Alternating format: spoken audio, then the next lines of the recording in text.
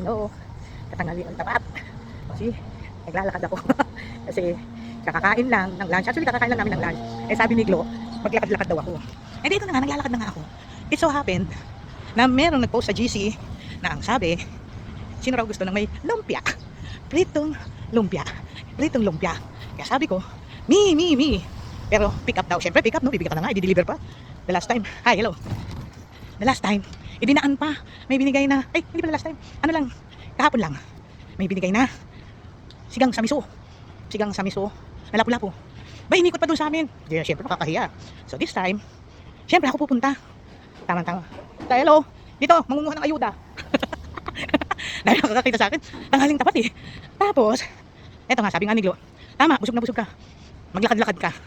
Masunurin naman ako. Kahit tanghaling tapat. Ayan, di ba? Tanghaling tapat. Pero makulimlim naman eh.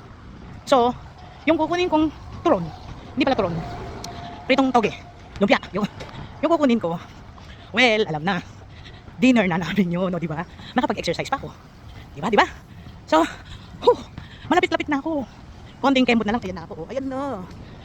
Pupunta na ako. Kila Madam. Madam Balu. I'm coming. Sige na nga. Babay na. Mihingal. Kasi busog na busog ako eh. Busog na busog niya eh.